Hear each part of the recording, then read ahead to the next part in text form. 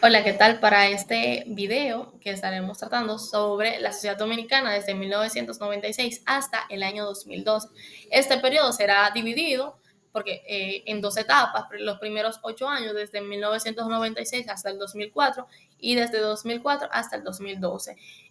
La primera parte la estaré tratando yo desde 1996 hasta 2004 y luego mi compañero Adrián seguirá con lo demás. Pero antes de empezar con este tema tan controversial en la actualidad, vamos a dar un contexto de cómo se encontraba la sociedad dominicana ya para 1996, cuando se empiezan a presentar nuevos candidatos a la presidencia y no son estos personajes o líderes históricos como lo había sido Joaquín Balaguer, Juan Bosch y demás líderes o aquellos que impulsaron o movilizaron masas en su tiempo. Viendo bien que la mayoría de estos seguían dirigiendo los partidos políticos de manera o a los presidentes que estaban presentándose en ese momento a la candidatura. Principalmente tenemos a lo que fue Leonel Fernández, que fue el presidente electo para 1996, que se presentó con el partido PLD, Partido de Liberación Dominicana, pero este estaba bajo la tutela y el adoctrinamiento de este ex líder Joaquín Balaguer, ya que este buscaba, aunque no estar directamente en la presidencia, poder movilizar y gobernar a través de otra persona, ya que este se encontraba con una edad completamente avanzada para poder gobernar en ese momento. Pero no vamos a dejar de lado de cómo se encontraba esa población dominicana luego de haber salido de estos gobiernos personalistas y caudillistas donde no tenían libertad de prensa, eh, no eran completamente democráticos y de no tener elecciones completamente democráticas. Ahora, para las elecciones de 1996 se presentan entre los partidos líderes, tenemos a el PLD que presentó a Leonel Fernández, al PRD que presentó a José Francisco Peña Gómez, y el PRCC que presentó a Luis Peinado. Viendo que estas votaciones tuvieron que irse a segunda vuelta, ya que procuraba o se presentaba problemas de legitimidad en cuanto a las votaciones, ya que para las 9 de la noche de las votaciones del 16 de mayo de 1996, la mayoría de los votos no eran legibles o no se estaban dando. Y obviamente se tuvo que ir a segunda vuelta porque las votaciones se lideraban entre Leonel Fernández y José Francisco Peña Gómez, para que al final, en la segunda vuelta, quedara electo o llegando a su primer gobierno, Leonel Fernández Reina en ese momento. Ahora, que tras décadas del estancamiento que hubo con los gobiernos de Joaquín Balaguer, vemos que Leonel Fernández, aprovecha desde 1996 hasta el 2000 el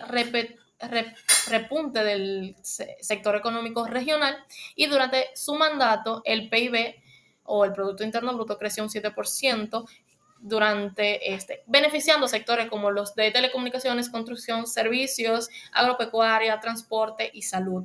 Según el listín diario, sus logros se atribuyeron al crecimiento y estabilidad económica, en la expansión del sector turismo y a la reducción del desempleo. Pero también tenemos que el Banco Mundial señaló fuertemente el crecimiento anual de un 6,4% entre 1992 y 1999, alcanzando los segmentos más pobres de la población. De hecho, que la población pobreza cayó ligeramente entre un 32,5 en 1998 alrededor de un 28 a un 29%. Ahora tenemos lo que son el proceso de crecimiento y modernización del país. Ahora bien, este progreso o este PIB per cápita que se había presentado desde el 96 a 98, como lo presenta el gráfico acá, ya para 2000 era de 3.725%. Ahora, tenemos que ver que este crecimiento se vio gracias a lo que eran las remesas, que estas eran enviadas por dominicanos que se encontraban en el extranjero, como Estados Unidos, España y Puerto Rico, y que se sostenía en los años 90. Este flujo alimentó el auge de remesas y pasó a unos pocos cientos de millones entre los años 80 y 90, pero también para 2003 ya estaban en 2.6 millones y unos 2.20 millones para 2004, que fueron cifras oficiales y establecidas ya, que fueron presentadas por distintos listines o periódicos como el Listín Diario, Caribe, El Acento y demás. Ahora, también este dinero vino también de sectores privados, como el tercer generador de divisas, que tras turismo y zona franca, que fue aproximadamente un 55%, y que provenía de dominicanos de Estados Unidos, venía un 21%, de Europa, sobre todo de España, era un 20%, y de Puerto Rico también teníamos un aproximado de 20%, aunque la principal siempre fue la de Estados Unidos con el 51%. También tenemos que entre estos las remesas familiares eran las principales y los orígenes pues ya los mencionados. También tenemos lo que son las infraestructuras y el ascenso de los servicios públicos que se vieron beneficiados ya a la construcción de carreteras, puentes y las telecomunicaciones, lo que construyó a la modernización del país y eh, al acceso de los servicios básicos como el agua potable, la electricidad, que siguió siendo algo desigual debido a que esta no estaba completamente organizada y el pueblo manifestaba que mientras habían lugares con luz 24/7, muchos pueblos o ciudades como Puerto Plata, Samaná, San Francisco, San José de Ocoa, La Romana, se encontraban teniendo un acceso a la energía eléctrica muy limitado, como eran en horarios que si había luz en la mañana, en la tarde ese servicio no lo iban a tener para luego volver a ser restaurado en las noches. También tenemos que el agua potable estaba en la cobertura de la zona urbana aproximadamente en un 97% para el 2002, pero ya habían grandes desigualdades por provincias que tenían un 70% de fuentes de mejora y un 10% de conexiones que recibían el suministro continuo, asimismo con la electricidad. Pero también no podemos dejar de lado que durante todo este proceso tuvimos lo que fue el gobierno de Hipólito Mejía desde el 2000 hasta el 2004, que dio una situación de cambio drásticamente debido a que su gobierno enfrentó un severo choque extremo debido a la caída de los precios y los altos petroprecios y una crisis bancaria en 2003, la primera del dólar, ya que se había disparado completamente debido a una crisis bancaria, y que llegó a niveles de récord de un 40 o 45% anual y el país sufrió interrupciones del suministro eléctrico. También el Acento, listín diario, había mencionado que si el colapso y la crisis bancaria del sistema económico, la prima del dólar se había elevado y niveles nunca vistos de la inflación se disparó, como nunca, y la pobreza arropó aún más a los pobres. O sea, que en vez de llegar a esa parte de igualdad que se había vivido durante el gobierno de Leonel Fernández, esta desigualdad cayó más sobre la clase obrera,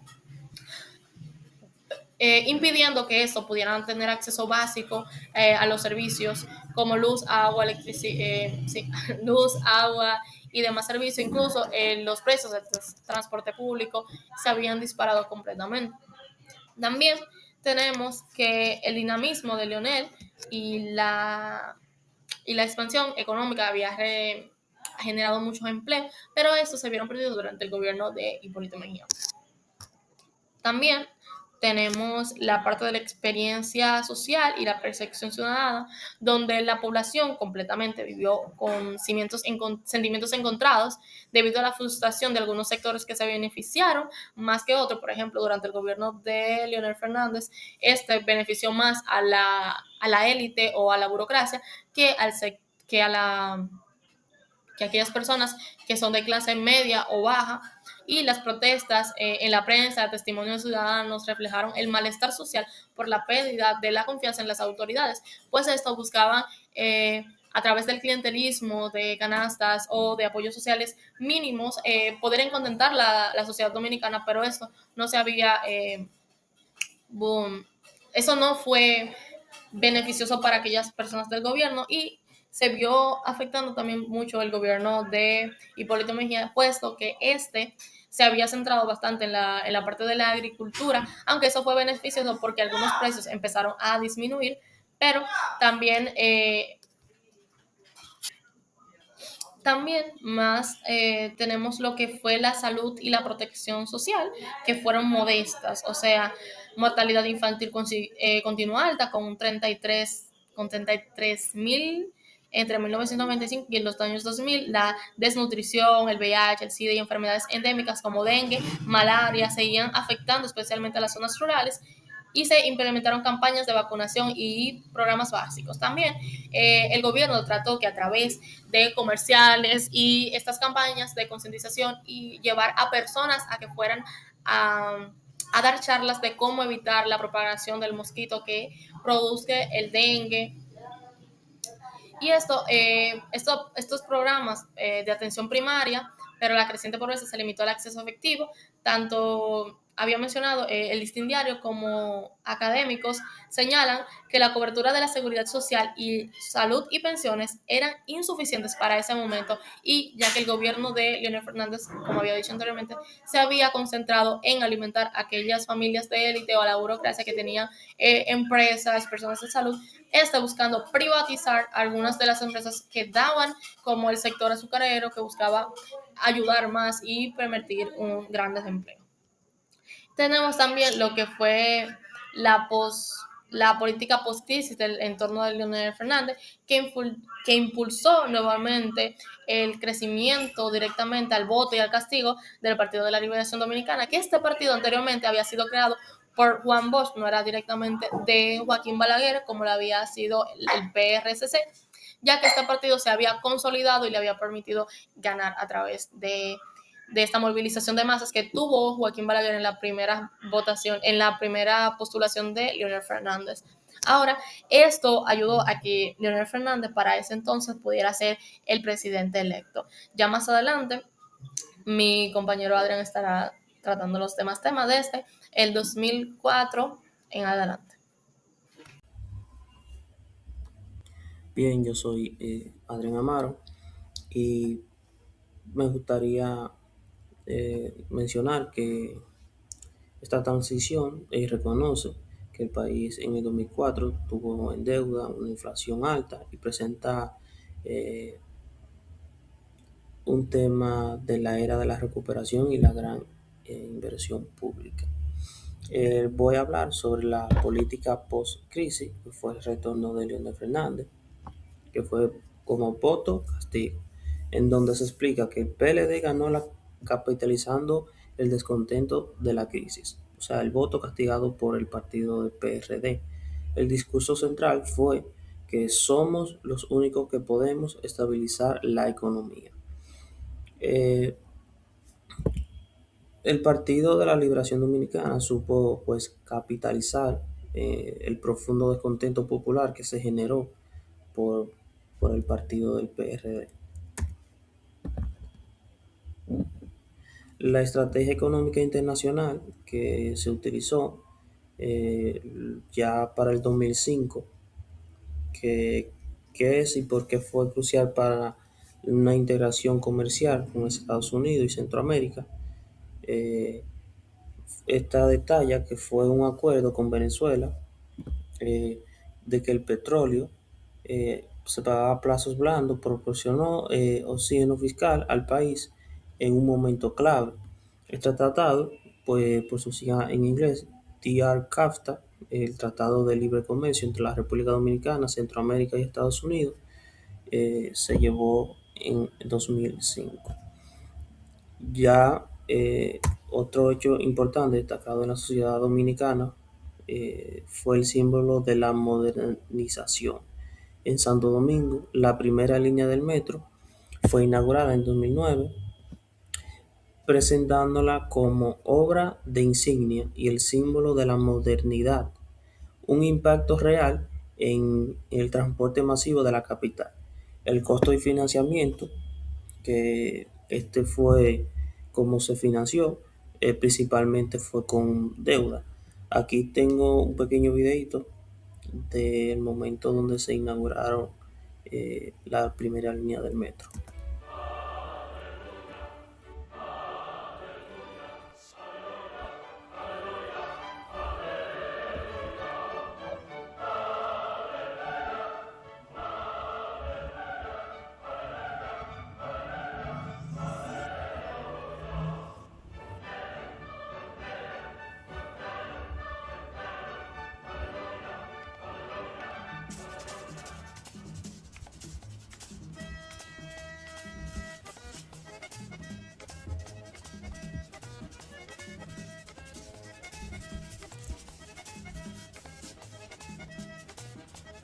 Los siete pedazos de Pedro, muchachos.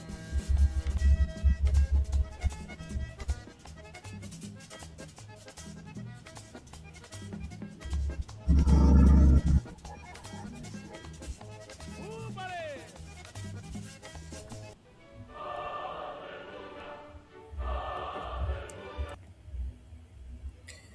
Bien, ya vamos a hablar ahora sobre la hegemonía y los desafíos sociales desde 2008 a 2004.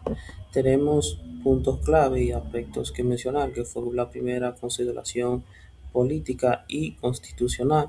la infraestructura y la deuda política y el reto del 4% a la educación. En el PLD gana la reelección en el 2008 con mayoría absoluta, una reforma constitucional de 2010 que habla de la creación del Tribunal Constitucional y el nuevo blindaje de la no reelección consecutiva temporal, elementos que buscaban institucionalizar el poder. La infraestructura y la deuda política muestra una continuación de las obras y los elevados, túneles, autopistas, en este caso la del Nordeste, y también abre un debate de la deuda, que esta investiga obviamente la trayectoria que ha tenido la República Dominicana de la deuda política, la deuda pública desde el 2005 y hasta el 2012 y argumenta la modernización que el país tuvo a un costo de endeudamiento, sin duda alguna. Ya por otra parte tenemos que es el 4% de la educación, que fue un movimiento social que se contrapuntó entre